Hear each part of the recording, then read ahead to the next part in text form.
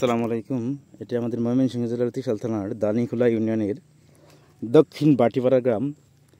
আমাদের গ্রামের মরিচ চাষি মোহাম্মদ ইব্রাহিম শেখ। ভাই এনে মরিচ কত টাকা করছো? আধা কাটা মরিচ এই পর্যন্ত কয় কেজি তুলছ? ৬-৭ কেজি হুগাইছি। ৬-৭ কেজি। এখন এটার বাজার দর কত শুকনো মরিচের? কত ৩০-২০? 230-220 এমনি মানে সিজন ছাড়া কত থাকে? সিজন ছাড়া তোর 200 টাকা। কত 300 যা? হ্যাঁ 300 টাকা। তুমি মনে করো যে এই আধা কাটা মানে কি 300 না? হ্যাঁ 300 জায়গা থেকে কয় কেজি মরিচ তুলতে পারবা? মনে হলো যে 10-12 কেজি 15 কেজি বইবো।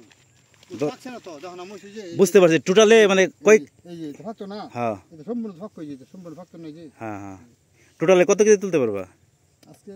না না এমনি তোমার সিজনে এই 3% জায়গা থেকে 15 কেজি তুললাম। 15 কেজি তুলবা? আর খাওয়া দাওয়া তো আছে কাঁচা মরিচ। আর এমনি তো মানুষই না গ্রামের ক্ষেত যেহেতু, কারণ এখানে তার সবাই মরিচ করে না। একজনের ক্ষেত হলে কাঁচা মরিচ তো অনেকজনে এসে নিয়ে যায়।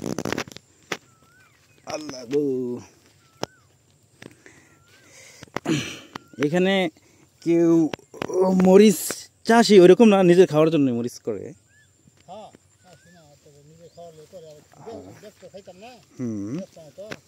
যাদের মরিচ ক্ষেত করে তাদের এই যে তাদের ছোট ছেলে মেয়েরা এসে মরিচ তুলে দেখেন ক্যামেরা দিকে লুকাই দিতেছে।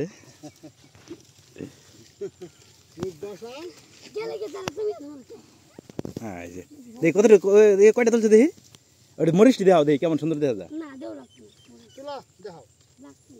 দেখো কত, ওকে সমস্যা।